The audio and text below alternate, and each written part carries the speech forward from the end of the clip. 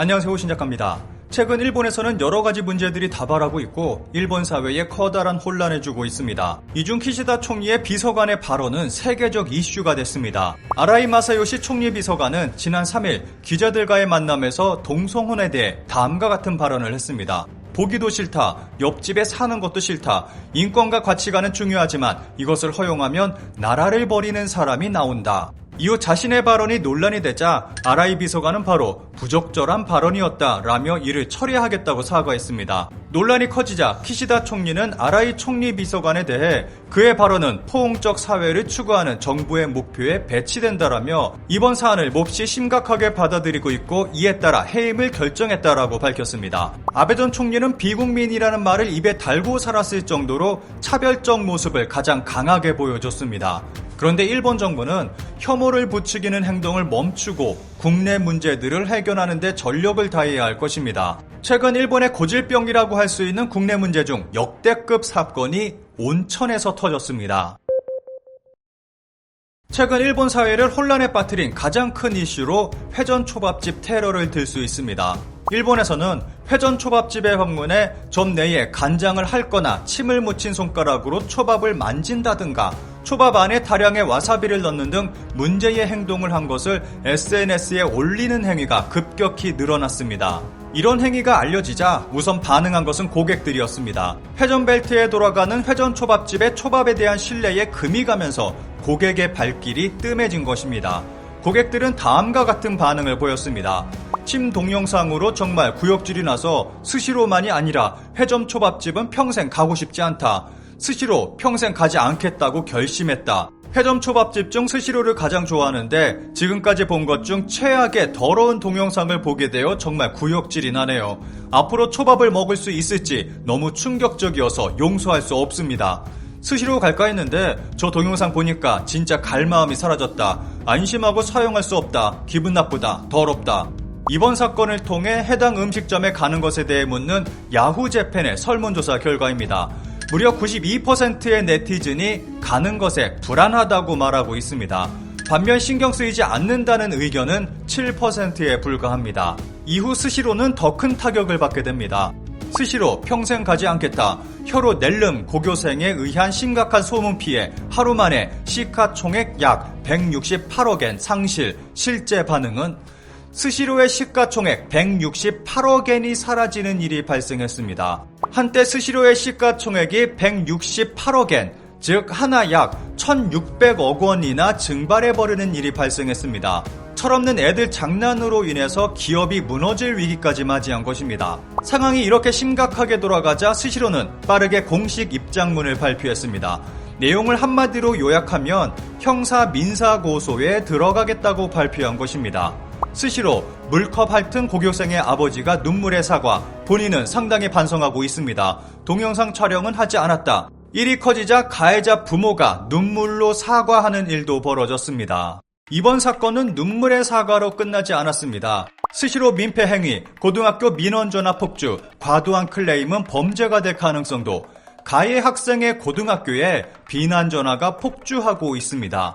가해 학생들에 대한 비난으로 끝나는 것이 아니라 학교까지 전화를 해서 또 다른 피해를 발생시키고 있는 것입니다.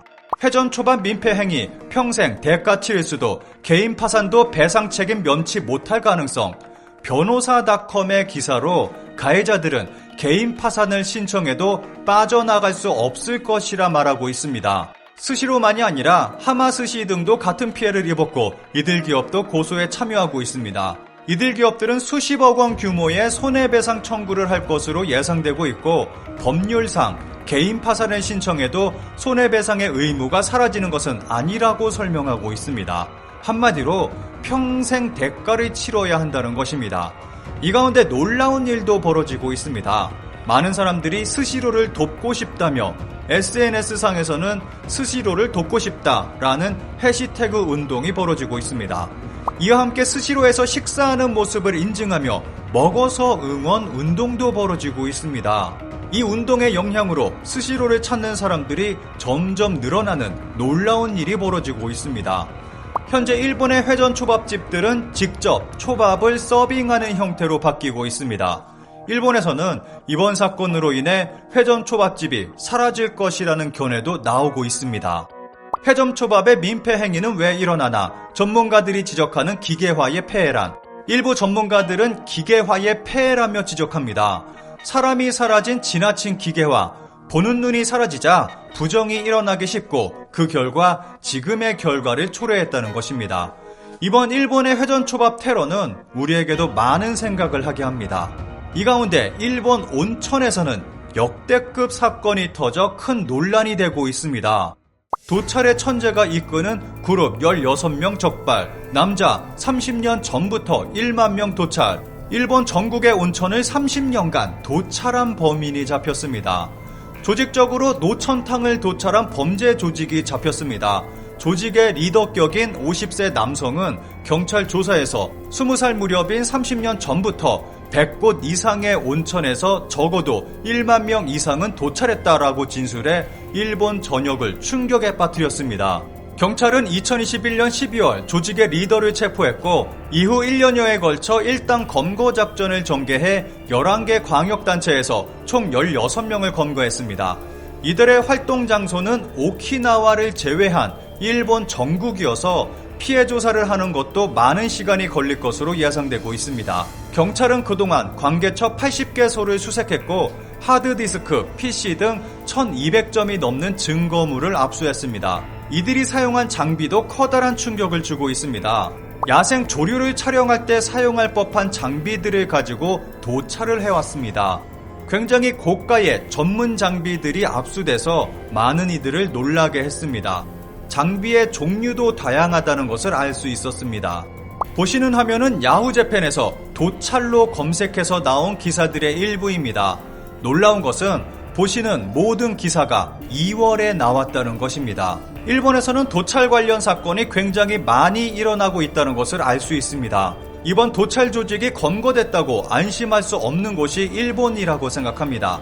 관련 기사에 달린 일본 네티즌들의 반응을 짧게 살펴보겠습니다. 앞으로 드론으로 촬영하는 그룹도 꼭 나올 거라고 생각하니까 지금부터 대책을 세워주세요. 지인 여성에게 부탁해서 도찰하려는 남자도 있습니다. 가장 최근에도 어머니에게 도찰을 하게끔 시킨 남자가 체포됐습니다. 그러한 경우의 대책도 잘 검토해주세요.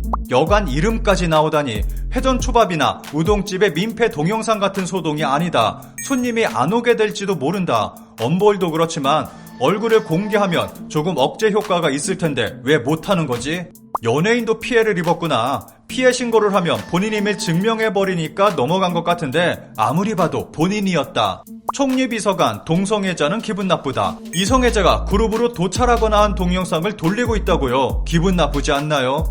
30년 전에 피사체가 된 사람도 지금은 50세 전후가 됐다는 거 아니야? 너무한 거 아니야?